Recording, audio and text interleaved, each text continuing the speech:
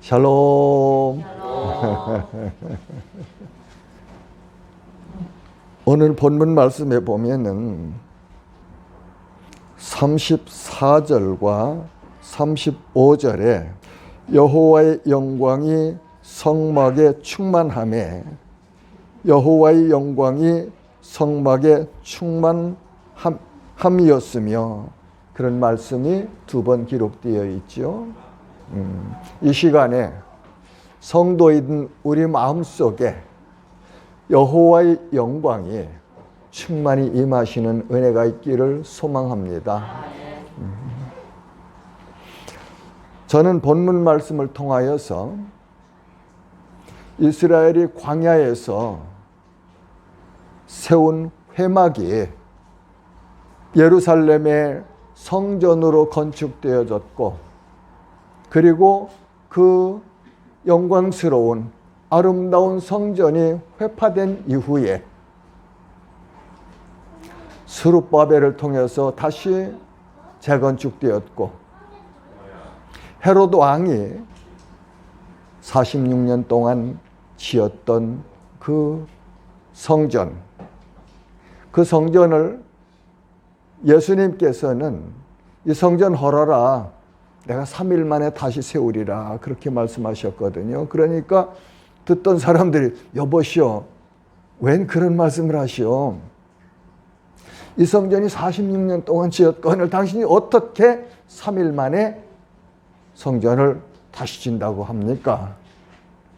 그 당시에는 몰랐는데 예수님이 부활하신 이후에 제자들이 예수는 자기 몸을 가리켜 성전이었다는 말씀의 내용을 깨달았더라 그러시거든요. 그 다음에는 저 바벨론 포스로 끌려갔던 이스라엘, 예루살렘 성전을 떠나서 그 성전에서 예배할 수 없었기에 흩어진 곳에서 모였던 제도가 회당이었습니다. 지금도 유대인들은 전 세계에 흩어져 있는 디아스폴라들이 금요일 날이면 이렇게 회당에 모여서 예배를 드리고 있어요. 그러면 오늘날은 이 성막 성전 어디에 있을까? 바울 서신서에 보면은 하나님은 우리 성도들 몸을 성전 삼고 우리 안에 거하신다 그렇게 말씀하셨거든요. 결론을 정리하자면 하나님의 영이 우리 몸 안에 거하는 사람, 그 사람이 곧 성도다. 성경을 통해서 결론할 수 있어요. 정의할 수 있어요. 만약에 목사이지만 내 안에 하나님의 영이 안 계시다면 나는 성도 아니라고 그렇게 말할 수 있다는 이야기예요. 제가 그렇다는 이야기는 아니에요. 오해하지 마시고요. 성도의 정확한 정의를 하라면 하나님의 성령이, 하나님의 영이 그 사람 안에 거하는 사람, 이 사람이 성도다 그런 말이에요. 그러면 말씀을 상고하면서 말씀을 찾아가면서 내가 정의하는 이 정의가 맞는지 안 맞는지 설교를 통해서 정의하려고 합니다.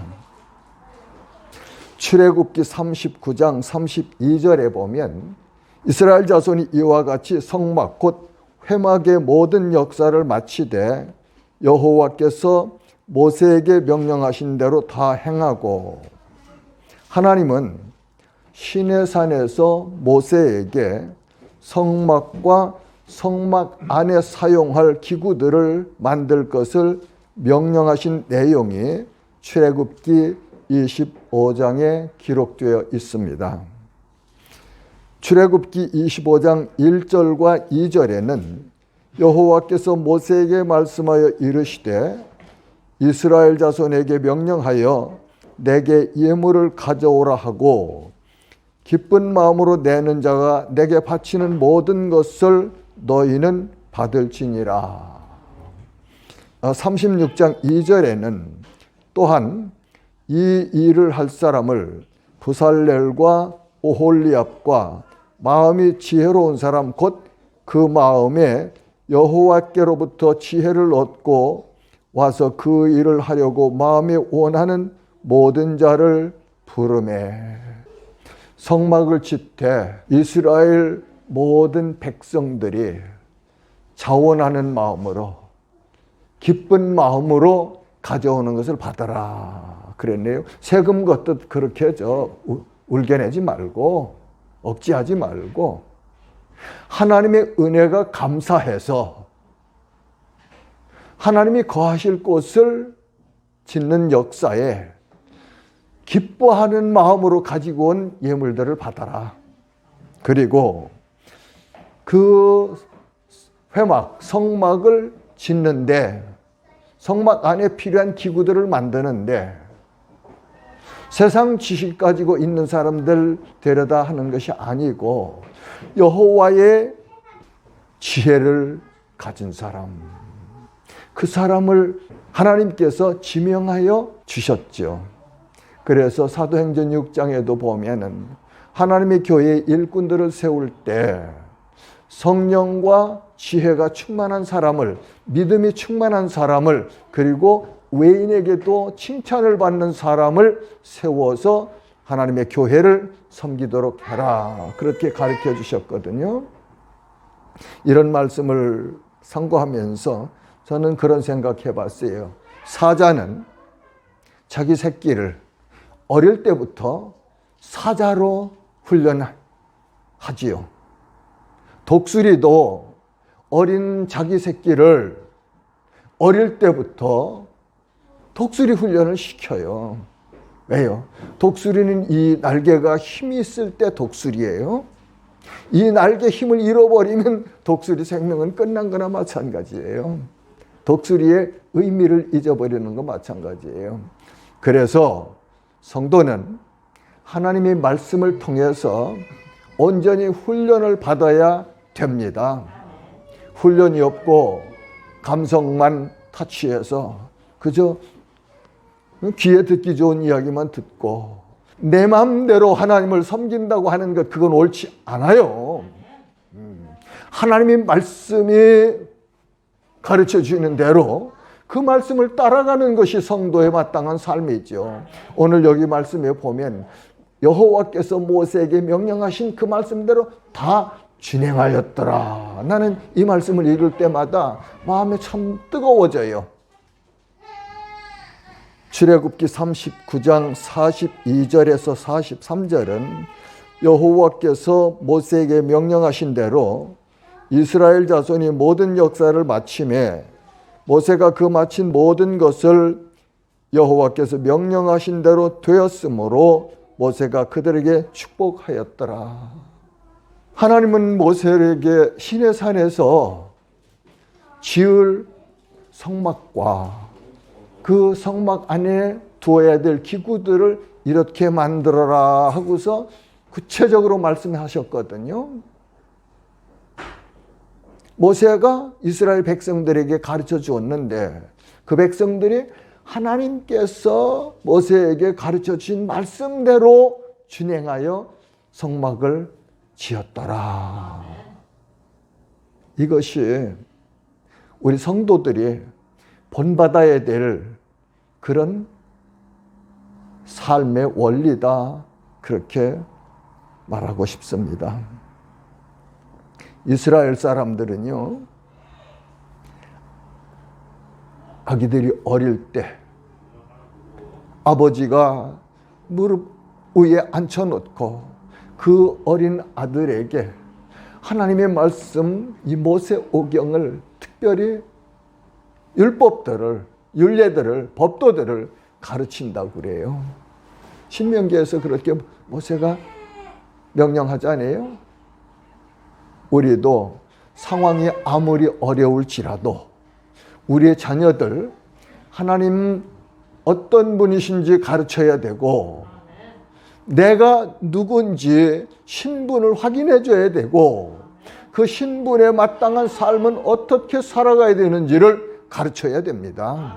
네, 집에서 가르치세요. 저는 그렇게 생각해요. 어린 자녀들 학원에 보내느라고 그냥 애쓰지 말고 학교에서 돌아오면 어머니가 따뜻하게 맞이해주고, 그리고 하나님의 말씀 성경 읽어요. 30분씩만 하루에 학교에서 돌아오면은 30분씩만 같이 앉아서 기도하고 성경 말씀 읽어주면은 그 어린이들이지만 마음속에 하나님이 주시는 은혜가 있어요. 하나님이 역사하시는 역사가 있습니다. 그러면 지혜와 명철을 얻게 되죠. 왜요? 잠언서에 보면 여호와를 경외함이 지혜의 근본이니라 그러시거든요. 하나님을 알고 하나님을 하나님으로 인정하고 섬기는 것이 여호와를 경외하는 것이에요. 누가 그런 말씀하시대요? 나 동의합니다. 하나님을 경외한다는 것은 하나님의 눈높이와 내 눈높이를 맞춰서, 초점을 맞춰서 그렇게 하나님을 인정해 드리는 것이 경외함이라고 하대요. 그래서 그저 참 좋은 해석이다 그렇게 생각을 했어요.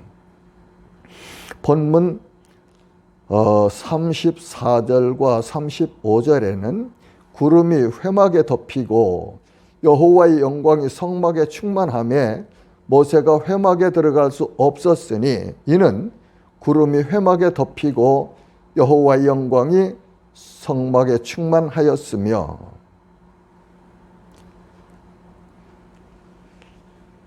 이 성막에 충만한 하나님의 영광이, 그리고 그 성막 위에 덮였던 구름이 이스라엘을 40년 동안 광야에서 인도하여 가셨습니다. 오늘날도 광야에서 이스라엘을 그렇게 40년 동안 길을 인도하셨던 하나님은 성령 하나님께서 성도들의 가야 될 길을 인도하고 계십니다. 내가 알든지 모르든지, 내가 깨닫든지 못 깨닫든지, 내가 인정하든지 안 하든지 하나님은 하나님의 역사를 하시고 계세요. 놀라워요. 이 은혜의 역사를 깨달으면 참 너무 놀랍습니다. 그래서 어제 저녁에도 제 아내하고 뭔가 얘기하다, 그 또한 하나님의 은혜입니다. 그 또한 하나님의 은혜입니다. 살아가면서 필요한 환경 가운데서 가장 적절한 방법을 순간적으로 생각나게 해주시거든요. 누가요? 하나님께서요. 하나님께서요. 이렇게 하나님은 오늘도 자기 백성들을, 자기 자녀들을 사랑하시고 인도하시고 가르치시는 분이라는 사실을 우리가 깨닫고 살아가야 됩니다. 그럼 인생이 참 재미있어요.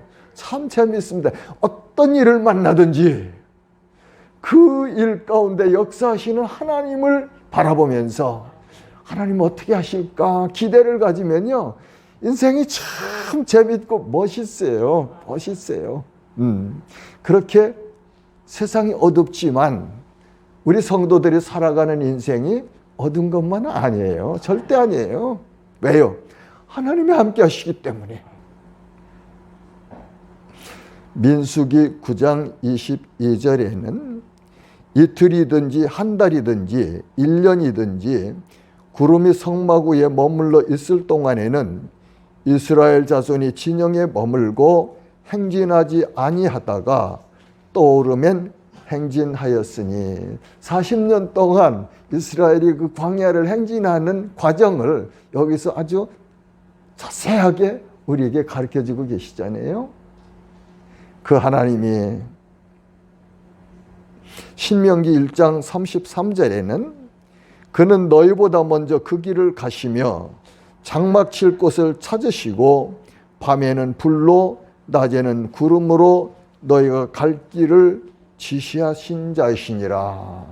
앞서 행하시면서 이스라엘 회중들이 그 장정만 60만, 전쟁에 나가 싸움할 수 있는 장정만 60만인데 그 이외 가족들이 있잖아요. 그 가족들이 진칠 곳, 천막을 칠 곳, 하나님이 앞서 행하셔서 미리 가셔서 보시고 그리고 인도하여서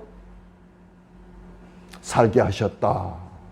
그렇게 모세는 40년이 지난 후에 그 40년을 회고하면서 이스라엘 광야 2세들에게 교훈하는 말씀이 신명기 말씀이잖아요. 근데 이렇게 가르쳐 주시거든요. 우리의 가는 길도 그래요. 내가 열심히 해서 가는 것 같지만 그 앞에는 하나님의 영이신 성령께서 우리 앞서 행하시면서 우리를 선한 길로 인도하시고 계시다는 사실을 알아야 됩니다. 그러면 너무 걱정할 일 없잖아요. 아무리 환경이 어려워도 걱정할 일 없어요. 이 환경을 통해서 하나님은 나를 무엇을 가르치시를 원하시는가?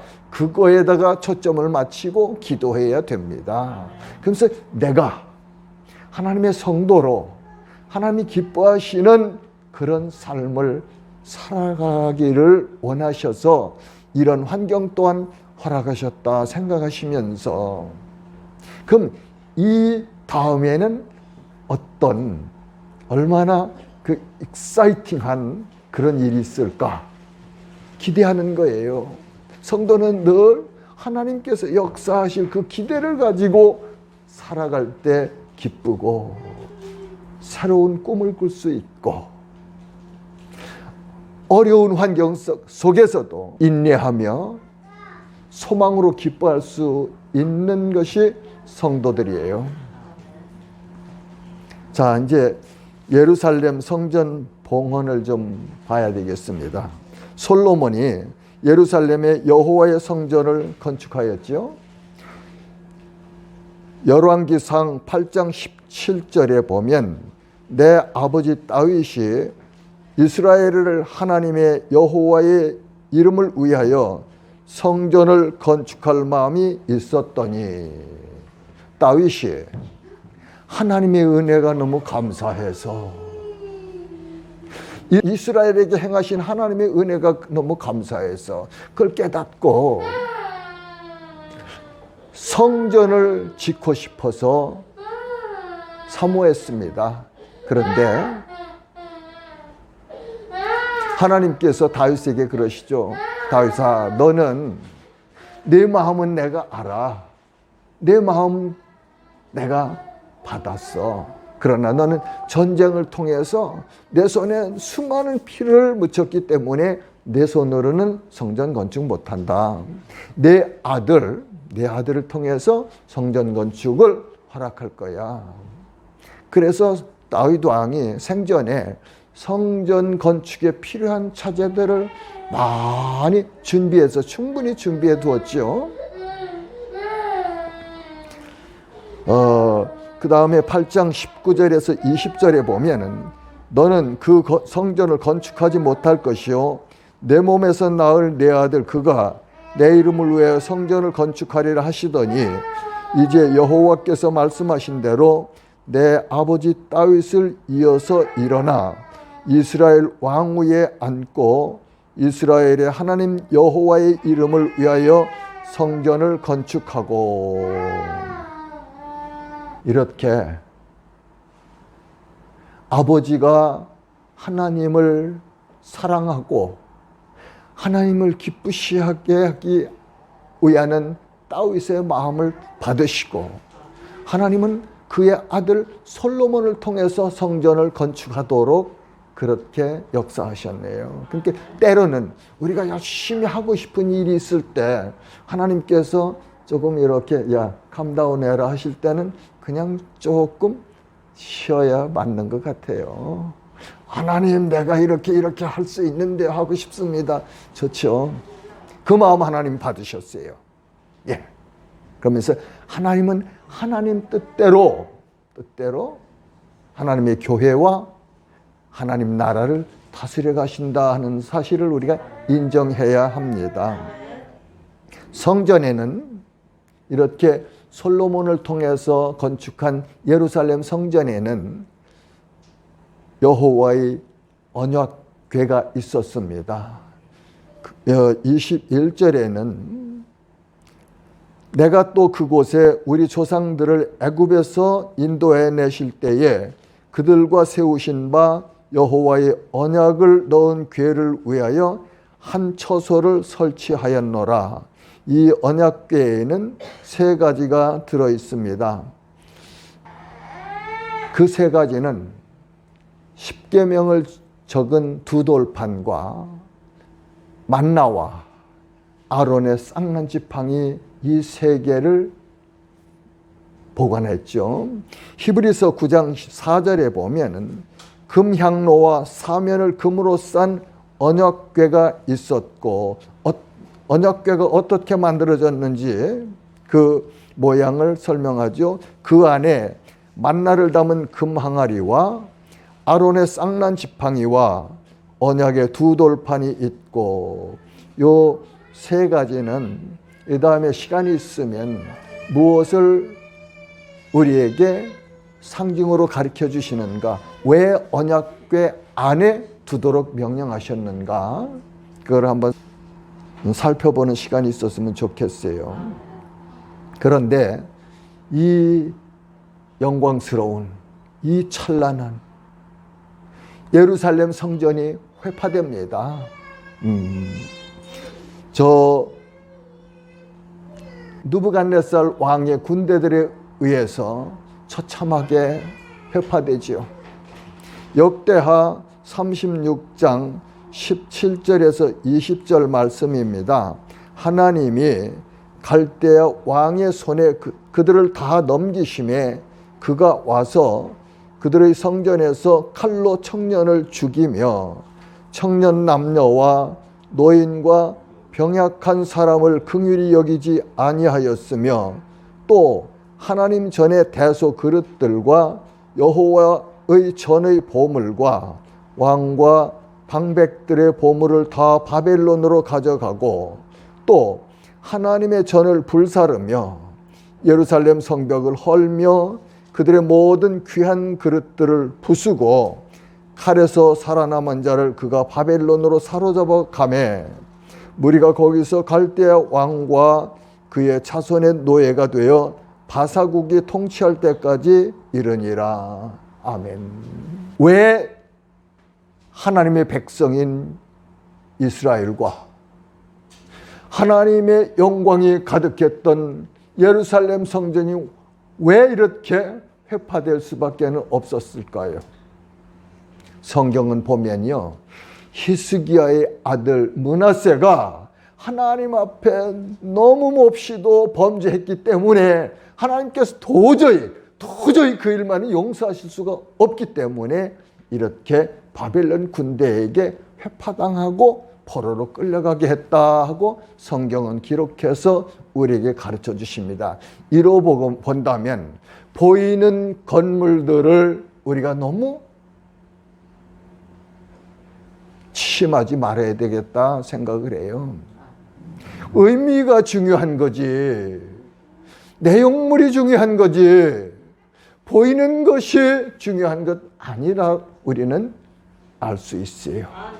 그리고 히브리서에 보면은 아들이 잘못했는데도 사랑하기 때문에 징계하지 않는다면 그는 사생자다, 버려진 자다, 그렇게 가르쳐 주세요. 사랑하기 때문에, 내가 사랑하기 때문에, 사랑하는 내 백성이기 때문에 하나님께서 하나님의 백성들이 잘못하면은 깨달으라고, 제 길로 돌아오라고 그렇게 징계도 하신다, 그런 말씀이에요. 오늘날 우리의 모습은 어떻습니까? 인간은 언제든지 보이는 것에 치중할 수밖에 없어요. 그게 인간의 성향입니다. 그러나 하나님의 말씀을 깊이 연구해 보면은 보이는 것에 다 우리의 가치를 두지 말아야 돼요. 그 후에 스룹바벨이 예루살렘 성전을 건축하였죠. 느헤미야는 또 돌아와서 회파된 성벽을 건축했어요. 예수님 당시에는 헤롯이 지은 성전이 있었습니다. 성전이 회파되고 이스라엘 백성들이 흩어지면서 회당 제도가 생겼죠.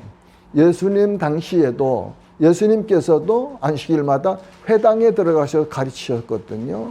바울도 저 선교지에 가면은 1차 찾아간 곳이 유대인의 회당이었어요. 거기서 복음을 전했습니다. 그러면 거기서 배척을 받으면 그 다음에는 이방인들에게 가서 복음을 전했죠.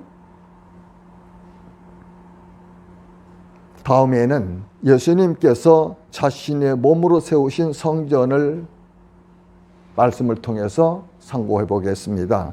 요한복음 2장 19절에서 22절에는 예수께서 대답하여 이르시되 너희가 이 성전을 헐라 내가 사흘 동안에 일으키리라. 유대인들이 이르되 이 성전은 46년 동안에 지었거늘 내가 3일 동안에 일으키겠느냐 하더라. 그러나 예수는 성전된 자기 몸을 가리켜 말씀하신 것이라 죽은 자 가운데 살아나신 후에야 제자들이 이 말씀하신 것을 기억하고 성경과 예수께서 하신 말씀을 믿었더라. 예수님은 이 땅에 오셨을 때 하나님의 성전이었다. 그렇게 우리에게 가르쳐 주십니다.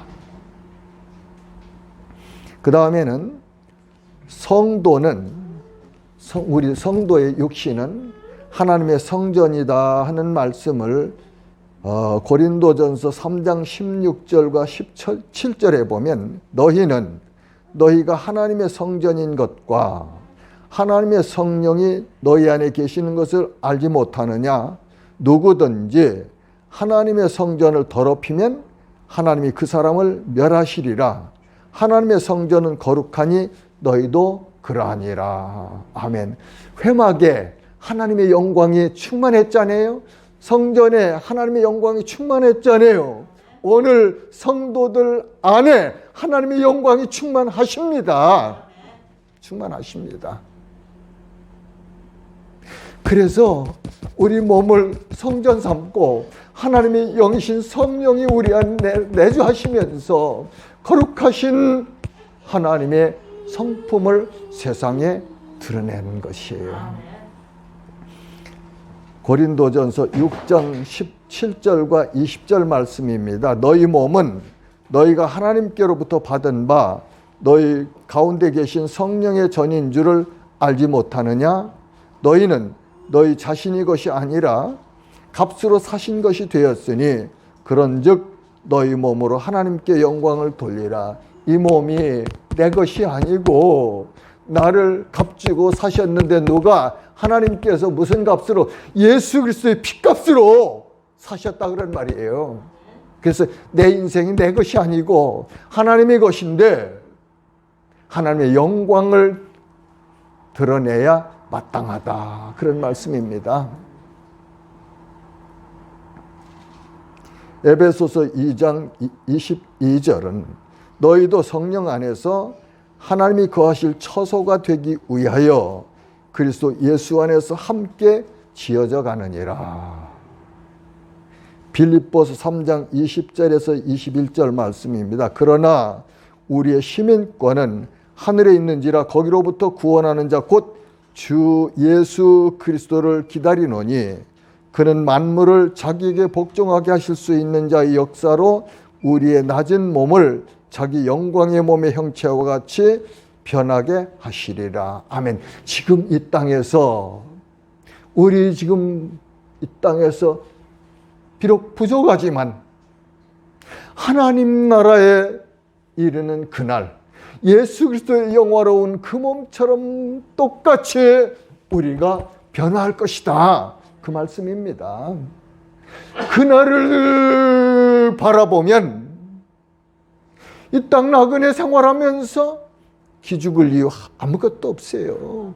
너무 여기서 삶의 모든 것을 걸고 낙심하고 좌절하고 한숨 쉬고 해야 될 이유가 없더란 말이죠. 왜요? 잠깐 지나가는 인생길, 나그네 길, 하나님이 동행하시며 인도하셔 지켜주시고, 그리고 이 인생길이 나그네 길이 끝나면, 이 여정이 끝나면 영원로운 하나님의 나라에서 예수 그리스도의 영광스러운 부활하신 그 몸처럼 시간과 공간을 초월하며 살아갈 수 있는 날이 우리 앞에 약속되어 있다, 그런 말씀이에요. 정리하겠습니다. 성도는 하나님이 영이 거하시는 거룩한 성전입니다. 성도들이 성령으로 충만함을 입을 때 우리의 삶에서 성령의 열매가 풍성합니다. 성령이 내주하시고 성령으로 충만할 때 나타나는 삶의 모습이 성령의 열매다, 그런 말이에요. 그걸 내가 억지로 만들어서 이루어가는 것 아니고 내 안에 거하시는 성령께서 역사하셔서 안에서부터 밖으로 누구도 막을 수 없도록 나타나는 열매, 그것이 성령의 9가지 아름다운 열매들입니다. 하나님 말씀하시죠. 내가 거룩하니 너희도 거룩하라. 성도는 본질이 거룩해졌어요. 이 세상에서 죄와 허물과 악으로 얼룩졌는데 어느 날인지 하나님이 부르셔서 그 죽음의 사망의 늪에서 나를 건져내시고, 그리고 너는 거룩한 자다, 너는 내 자녀다 하는 그 순간부터 우리는 본질이 거룩한 자가 된 거예요. 그게 성도예요. 성도. 그리고 이 순례길을 가면서 우리를 점점 더 예수 그리스도 닮아가는 하나님의 성품으로 변화시켜가는 과정을 성화라고 합니다. 성화. 거룩하여져 간다. 거룩하게 변화된다. 그런 말씀이죠. 그걸 누가 하시느냐? 성령께서 하신다. 그렇게 우리에게 가르쳐주고 계십니다.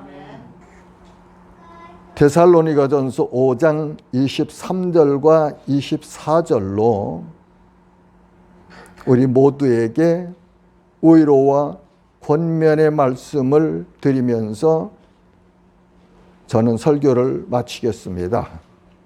평강의 하나님이 친히 너희를 온전히 거룩하게 하시고 또 너희의 온 영과 혼과 몸이 우리 주 예수 그리스도께서 강림하실 때에 흠없게 보존되기를 원하노라. 너희를 부르시는 이는 미쁘시니 그가 또한 이루시리라. 아멘. 너희를 부르신 이는 믿을만하니 신실하시니 그가 또한 이루시리라. 우리 마음속에 선한 소원을 집어넣어 주신 그 하나님께서 이 주신 선한 소원을 거룩한 은혜의 삶을 친히 이루어 가시리라. 이 말씀을 의지하고 한 주간 동안 더 삽시다. 지나온 삶을 어떻게 살았든지, 나 혼자 내 힘을 어떻게 하든지 내 삶을 세우려고 하셨다면 이제는 그거 조금 내려놓으시고 하나님의 약속의 말씀을 의지해서 말씀을 붙들고 말씀이 인도하시는 대로 살아가시면 평강의 하나님께서 친히 함께 하시며 우리의 몸과 마음과 영혼을 샬롬의 은총으로 충만하게 하실 것입니다. 이 은혜가 우리 모두에게 충만하시기를 주님의 이름으로 축복합니다. 아멘.